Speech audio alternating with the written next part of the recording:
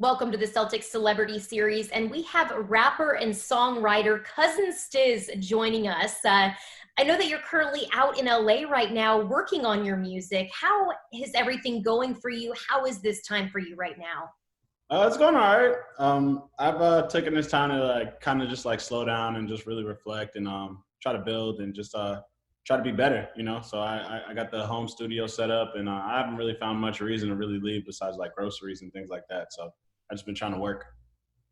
Well, we'll get to your love for Boston and Boston sports here in a minute. But Of first, course. just kind of walk me through your career path and the steps that you took to get to where you are today. Uh, it was it was a lot. It was a lot, and it was I think a lot of it was a perfect timing, and it was having the right set of friends, and it was a real a home rooted thing, which worked too. But I started I guess really buzzing around the end of 2014. I had around at that time I just released a song and it ended up on Drake's Instagram, and it kind of that really popped off my career. And then after that, it was I kind of we the team, I should say, me and my homies, but I guess it was the team. But the team, we kind of um, brought the reins back and really try to hone in on the work and all right, make sure that the rest of the music could keep up with what was going on at the time. So we really dialed back for a year, try to make the solid foundation for the project, and then we put out our first project the very next year, and then the rest was kind of history. It was just blessing after blessing. I'm kind of grateful. I'm really grateful, I should say, for what happened. But it was just a lot of work, man, and a lot of team effort for real, for real. What was that moment like for you when you did see Drake's Instagram? It was cool. I mean, it was super cool. I really it was a while ago, you know what I'm saying? But I remember vividly the moment. So I guess it was really special. I was coming home. It was probably 2 a.m. Just a regular night. It was a weekend, I'm pretty sure. And I got a DM from Quentin, Mac Miller's manager, at the time, and it was just an Instagram post, and I thought it was just something funny because that's the homie, you know what I'm saying? So I thought it was just a regular meme or something like that, and it ended up being the Drake thing, and I woke my mom up, and we kind of watched it for this 15-second clip. We probably watched it for 15 minutes, you know what I'm saying? But I literally the very next week, my life was different and never the same after that. Oh. Well, I know you look back, I know that you got the nickname Cousin Stizz when you were 12 years old. What's the story behind that? I actually got Stizz when I was 12. Stizz I Okay. got when I was 12 years old, but from one of my closest friends at the time. He passed away when I turned 14. But he gave me the name when I was 12, just because my government name's Steven. And it was just we was just around the way, you know what I'm saying? My crib was by the basketball court, and he was just bro, we can't just be calling you Steven. And that's literally just how it came up. He was just yo, we're gonna call you Stizz. And Stizzy is how it started, and everybody called me Izzy. Stizzy. Yep, and then I just kind of grew into Stizz. It just was easier to say. But the cousin Stizz came from Instagram. I mean, not Instagram. I was on Twitter. I just would just change my Twitter handles all the time, and I was just known for being cool with a lot of people. And one of my closest friends still to this day, he was "Yo, bro, you're like everybody's cousin. You're like everybody's cousin, bro." And I was just "That cousin Stizz." I put it in my Twitter name, and then my manager Tim was "Yo, that's pretty good. We should probably just run with that." I love it. I love it. Yeah, just really easy, natural.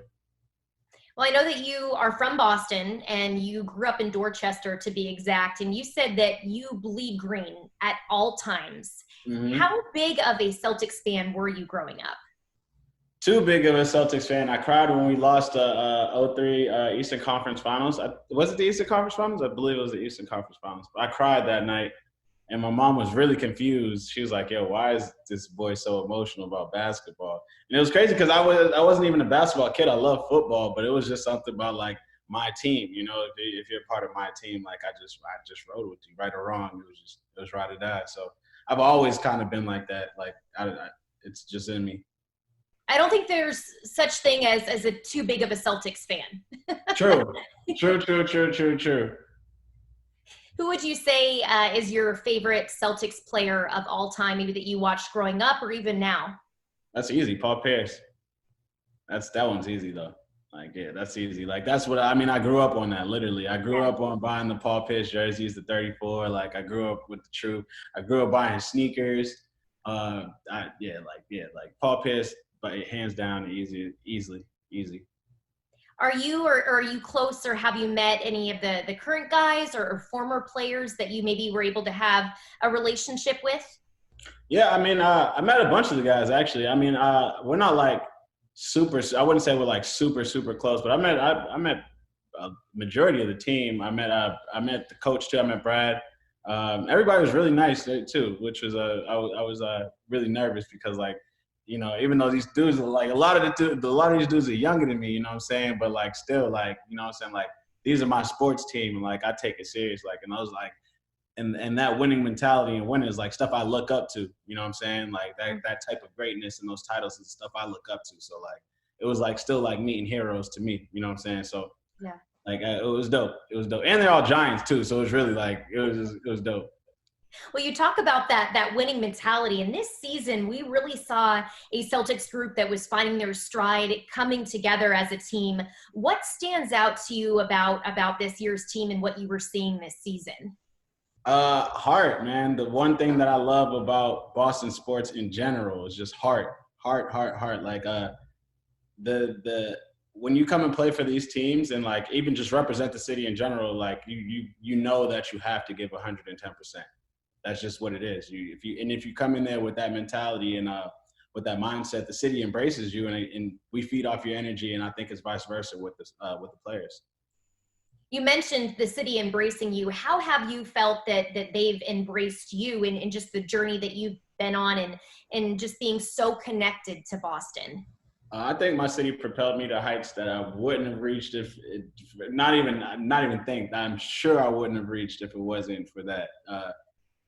The city was the first thing that like it was the first thing. It was the one thing that connected me to the rest of the country. I think was the fact that something in Boston was happening homegrown. You know what I'm saying? It wasn't from anywhere else. I didn't get it from any other place and try to bring it back home. It was really just a kid from Dorchester, and I was just making music videos with my friends. Like literally, we was doing all this stuff like in places I grew up with, and like we were doing it off of like cameras that we had for like years, like just no budget videos, like literally just riding around the city, and we was just taking shots of stuff that we knew were cool to us, and and I and the fact that like I knew a lot of people in the city helped too. You know what I'm saying? Like I grew up here, so like knowing a lot of people helped too. So when the music came out, um, people loved it. People like embraced it because they knew it was true to the city. They knew the kid. You know what I'm saying? They knew the kid behind the videos.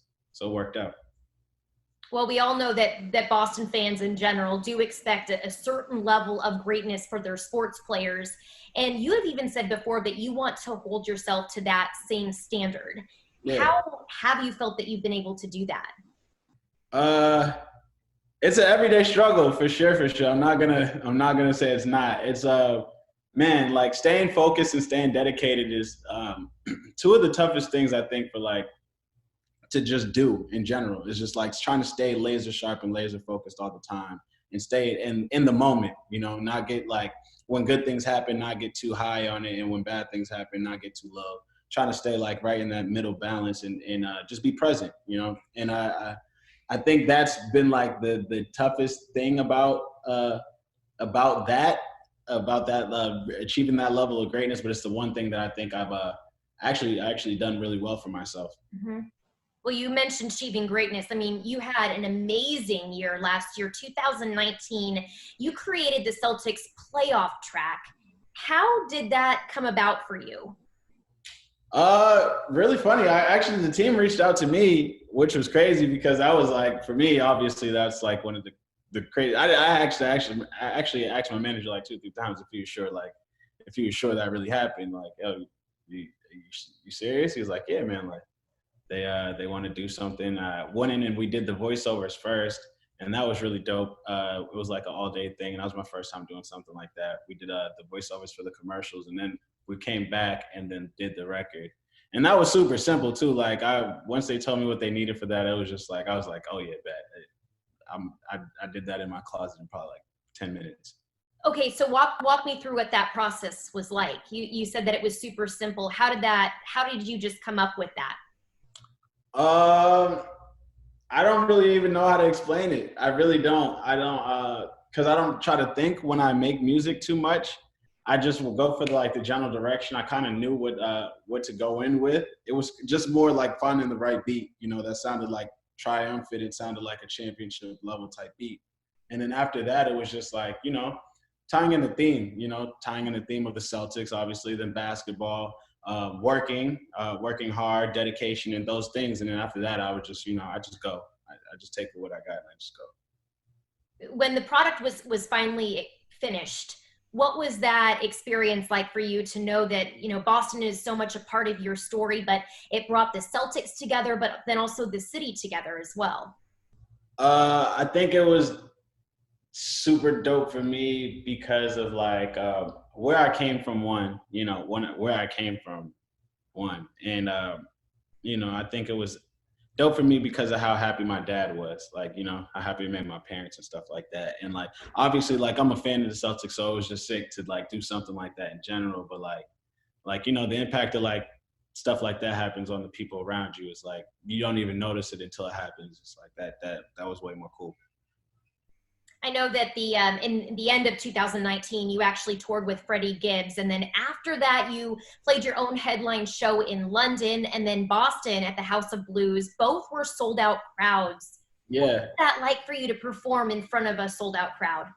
Oh man, it's dope, man. Anytime I get to come back home and do something, it's crazy. But when I get to go overseas and then people know who I am, that's a different level. So when we went to London and I'm telling you, these kids knew the songs better than I knew them.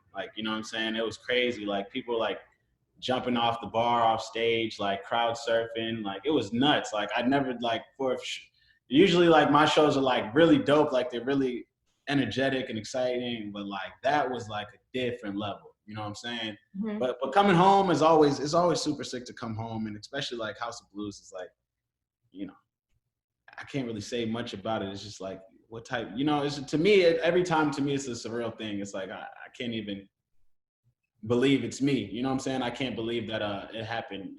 I'm super grateful and I'm super happy, but sometimes I just can't even believe that it's me that it's happening to.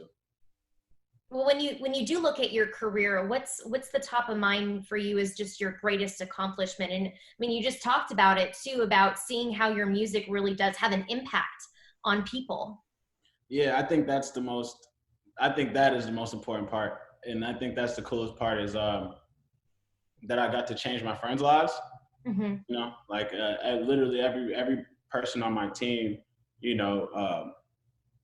they're from the city. They're my friends. They're my family. You know what I'm saying? It's literally everybody I grew up with. And it's we're all making a living off this. This is our jobs now. You know what I'm saying? And that to me is I couldn't ask for anything else. I get to live with my friends and my cousins and my family. And we just wake up and we talk about this music thing. You know what I'm saying? That's our job. And it's to me that I couldn't picture it any other way.